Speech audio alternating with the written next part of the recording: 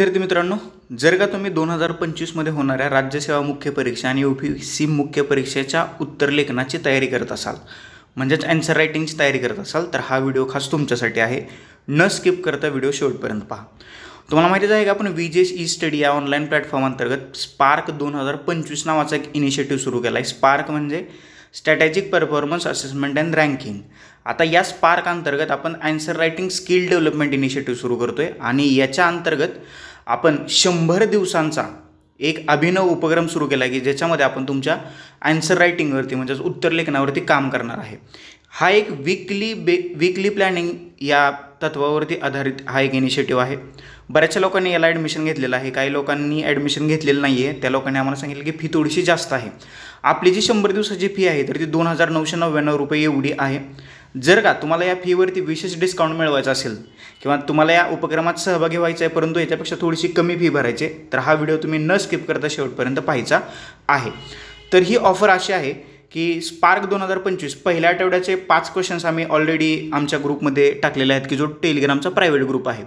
जर का तुम्हाला या इनिशिएटिव्हमध्ये सहभागी व्हायचे असेल आणि तुम्हाला फीमध्ये सवलत हवी असेल तर या आठवड्याचे जे 5 प्रश्न दिलेले आहेत त्या 5 प्रश्नाची उत्तरं तुम्ही लिहायची आहेत व्यवस्थितपणे आणि ती 21 सप्टेंबर 2024 पर्यंत आम्ही 2 मोबाईल नंबर दिले. त्या मोबाईल नंबरच्या टेलिग्रामवरती किंवा व्हॉट्सअपवरती आम्हाला व्हॉट्सअप करायचे आहेत PDF फॉर्मॅटमध्ये. जी सगळ्यात चांगली पहिली 25 उत्तरं असतील म्हणजे 25 विद्यार्थी असतील तर त्या 25 विद्यार्थ्यांना स्पार्क 2025मध्ये या फीमध्ये विशेष सवलत देणार आहे आणि तुम्ही या 100 दिवसाच्या उपक्रमामध्ये सहभागी होऊ शकता. आता याच्यासाठी काही नियम आणि अटी आहेत त्या लक्ष देऊन ऐका. पहिली अट आहे स्पार्क 2025 मधील प्रश्नांची रचना राज्य लोकसेवा आयोगाने म्हणजे MPSCने जाहीर केलेल्या प्रश्नपत्रिकांच्या रचनेवर आधारित केलेली आहे. त्याच्यामध्ये कोणताही डाऊट नाही आहे. पहिल्या आठवड्याचे मराठी आणि इंग्रजी दोन्ही भाषेत 5 प्रश्न छापले आहेत. सर्व प्रश्न अनिवार्य आहेत. संबंधित प्रश्नाची शब्दमर्यादा आणि गुण प्रश्नासमोर दर्शवलेले आहेत. प्रश्न तुम्हाला खाली देतोयच मी. उत्तर लिहिताना ब्लँक पेपरचा म्हणजे कोऱ्या कागदाचा वापर करावा. उत्तर लिहिण्यासाठी शक्यतो केंद्रीय लोकसेवा आयोगाच्या म्हणजे UPSCच्या उत्तरपत्रिकेप्रमाणे रचना करून घ्यावी. म्हणजे UPSCची उत्तरपत्रिका तुम्हाला माहिती आहे कसं असतं. सपोज हा ब्लँक पेपर आहे तर याला 4 बाजूने समास आखलेला असतो आणि मध्ये तुम्हाला उत्तर लिहायचे असतात.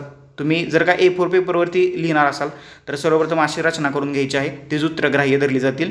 त्याच्यानंतर दिलेल्या 5 पैकी 3 प्रश्नाची उत्तरं तुम्हाला 150 शब्दात लिहायची आहेत तर 2 प्रश्नाची उत्तरं तुम्हाला 250 शब्दात लिहायची आहेत. जसा MPSCचा पॅटर्न आहे राज्यसेवा मुख्य परीक्षा 2025साठीचा त्यांनी 2च शब्द मर्यादा ठेवलेल्या आहेत. एक आहे 150 शब्द आणि दुसरे आहे 250 शब्द. आलं लक्षात. 200 शब्दाचा MPSCचा पॅटर्न नाही हे लक्षात ठेवा. हा UPSCचा पॅटर्न आहे. MPSC फक्त 150 आणि 250 2च प्रकारच्या शब्दरचना आहेत. मुख्य परीक्षेत उत्तर लेखनासाठी तुम्ही जी भाषा निवडली आहे किंवा निवडणार आहात त्याच भाषेत तुम्ही उत्तर लिहायची आहेत. म्हणजे हिंदीतनं तर मला वाटत नाही कोण लिहित असेल. जरी लिहित असेल तरी लिहा. मराठी आणि इंग्लिश 2 भाषा तुमच्याकडे आहेत. दिलेल्या शब्दमर्यादेपेक्षा जास्त किंवा कमी शब्दात उत्तर लिहिल्यास त्याचा गुणांवरती परिणाम होईल. म्हणजे 150 शब्दाचं उत्तर तुम्ही 200 शब्दात लिहिले किंवा 150 शब्दाचं उत्तर तुम्ही 100 शब्दात लिहिले तर तुमच्या मार्कांवरती नक्कीच परिणाम होईल. तुम्ही लिहिलेल्या उत्तराची फाईल आम्हाला पाठवताना शक्यतो PDF या फॉर्मॅटमध्ये पाठवायची आहे. शुद्ध लेखनावरती लक्ष द्या. चुका आणि खाडाखोड कटाक्षाने टाळण्याचा प्रयत्न करा. कोणत्याही प्रकारच्या संदेहाच्या स्थितीत मराठी भाषांतर ग्राह्य धरण्यात येईल. म्हणजे मराठी जे भाषांतर आहे किंवा मराठी जे आपण प्रश्न लिहिले ते तगडे स्वरूपाचे लिहिलेले आहेत. तिथं नो चॅलेंज, कोणी चॅलेंज करू शकत नाही आहे. तिथं ग्रामॅटिकली करेक्ट आहे. याशिवाय काय म्हणतो आपण त्याला स्वल्पविराम, अल्पविराम, पूर्णविराम हे सगळं स्ट्रिक्ट पद्धतीने तिकडे तपासलेलं आहे. उत्तरे तपासून दिल्यानंतर तुम्हाला दिलेला स्पार्क असेसमेंट शीटमध्ये नोंदणी करायला विसरू नका. आता ही जी स्पार्क असेसमेंट शीट जी आहे तर ज्यांनी आपल्या या उपक्रमामध्ये सहभागी झालेले आहे तर त्यांना ही आन्सर शीट प्रोव्हाइड केलेली आहे. आलं लक्षात. समजले. आता 5 प्रश्न तुम्हाला सांगतो 1 बाय 1 आणि ही जी उत्तर आहे तर लिहिल्यानंतर तुम्ही 2 तुम्हाला मोबाईल नंबर दिलेले आहेत याच्यावरती तुम्ही व्हॉट्सअप करू शकता अदरवाईज टेलिग्राम करू शकता. या 2 प्रकारे तुम्ही याच्यावरती तुमची उत्तर लिहिलेलं आम्हाला सेंड करू शकता. याशिवाय हे 2 टेलिग्राम चॅनल आहेत. एक स्पार्क आन्सर रायटिंग आणि हा VJS ई-स्टडीचा आपला मेन टेलिग्राम चॅनल आहे. तर तुम्ही हा जॉईन केला नसेल टेलिग्राम चॅनल जॉईन करा. डिस्क्रिप्शन बॉक्समध्ये त्याच्या लिंक्स दिलेल्या आहेत. ओके. याच्यावरती तुम्हाला सगळे डिटेल्स मिळतील. आता हे 5 प्रश्न पहा. हे पहिल्या आठवड्याचं शेड्यूल दिलेलं आहे. पहिल्या आठवड्यात म्हणजे प्रत्येक आठवड्यात आपण तुम्हाला 5 प्रश्न देणार आहोत. त्याच्यातले 4 प्रश्न जे GSचे जे मेन्समधले 4 सब्जेक्ट आहेत त्याच्याशी रिलेटेड असतील आणि एक प्रश्न जो आहे तर तो करंट ओरिएंटेड असेल, करंट अफेअर्सशी रिलेटेड. परंतु करंट अफेअर्सशी रिलेटेड असला तरीसुद्धा तो प्रश्न कोणत्याही GSच्या एका पेपरला टच करणारा असेल. पहिला प्रश्न आहे आधुनिक भारताचा निर्माता लॉर्ड डलहौसी. टिप्पणी करा. 150 शब्द आहेत, 10 गुण आहेत. तो त्याचं इंग्लिशमध्ये भाषांतर सांगतो. Founder of modern India Lord Dalhousie. Comment करायचे आहे. 150 वर्ड्स 10 मार्क्स. दुसरा प्रश्न आहे संविधान म्हणजे काय. भारतीय राज्यघटना किंवा संविधानावर झालेल्या टीकांची सविस्तर चर्चा करायची आहे. 250 शब्दात उत्तर लिहायचं आहे. 15 गुण आहेत. What is the constitution, discuss in detail the criticism on the Indian constitution. 250 शब्द आहेत. 15 मार्क्स. याच्यानंतर तिसरा प्रश्न आहे भारत कृषी क्षेत्राकडून उद्योग क्षेत्राकडे न जाता थेट सेवा क्षेत्राकडे वळला, याची नेमकी कारणे काय आहेत. सेवा क्षेत्रात एवढी अफाट वाढ होण्याची कारणे स्पष्ट करा. 250 शब्दात लिहायचे. 15 गुण आहेत. What are the exact reasons why India shifted from agriculture sector directly to service sector. Explain the reasons for such immense growth in service sector. हा 250 शब्दांचा प्रश्न आहे आणि 15 गुणांसाठी आहे. त्याच्यानंतर इथिक्सचा प्रश्न आहे. चौथा प्रश्न. याच्यामध्ये तुम्हाला 5 टिपा लिहायच्या आहेत 150 शब्दात. त्याच्यासाठी 10 गुण आहेत. नीतिशास्त्र म्हणजे काय, व्हॉट इज इथिक्स. भावनिक बुद्धिमत्ता म्हणजे काय, what is emotional intelligence. John रॉल्सचा सामाजिक न्याय सिद्धांत, John Rawls concept of social justice. सार्वजनिक हित म्हणजे काय, व्हॉट इज पब्लिक इंटरेस्ट. आणि आचारसंहिता, कोड ऑफ कंडक्ट म्हणजे काय. तर ह्या चौथ्या प्रश्नांतर्गत तुम्हाला 5 टिपा लिहायच्या आहेत.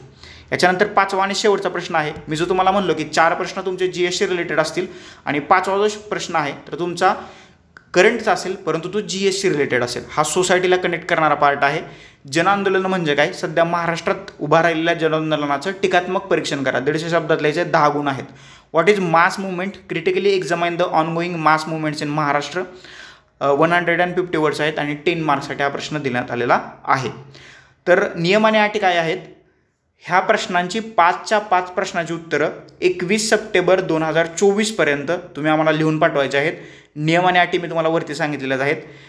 जे पहिले 25 विद्यार्थी असतील की ज्यांना आउट ऑफ किंवा चांगले मार्क्स मिळतील तर अशा पहिल्या 25 विद्यार्थ्यांसाठी स्पार्क 2025मध्ये विशेष सवलत देण्यात येणार आहे. फीमध्ये त्यांना विशेष सवलत देऊ फक्त पहिल्या 25 विद्यार्थ्यांसाठी. तर लवकरात लवकर या प्रश्नाचे उत्तर लिहून आम्हाला सेंड करण्याचा प्रयत्न करा. मोबाईल नंबर आणि टेलिग्राम ID वगैरे तुम्हाला खाली डिस्क्रिप्शन बॉक्समध्ये दिलेलेच आहेत. याच्याबद्दल तुम्हाला काही डाऊट्स असतील, काही क्वेरीज असतील, काही सजेशन्स असतील, बी फ्रँकली खाली कमेंट बॉक्समध्ये तुम्ही कमेंट करू शकता. चॅनलवरती नवीन असाल तर सर्वप्रथम चॅनल सबस्क्राईब करा. शेजारी जी बेल आयकॉन दिली ती प्रेस करा जेणेकरून नवीन व्हिडिओचे नोटिफिकेशन सर्वात पहिल्यांदा तुम्हाला येतील. उत्तर लिहिताना जे नियम आणि अटी मी सांगितलेल्या आहेत तर या सर्व नियम आणि अटींची तुम्ही व्यवस्थितपणे काळजी घ्यायची आहे. ह्या व्यवस्थितपणे नियम आणि अटी तुम्ही वाचायच्या आहेत. आलं लक्षात. बाकी तर तुम्हाला मोबाईल नंबर दिलेले आहेत. Thank you so much. धन्यवाद मित्रांनो.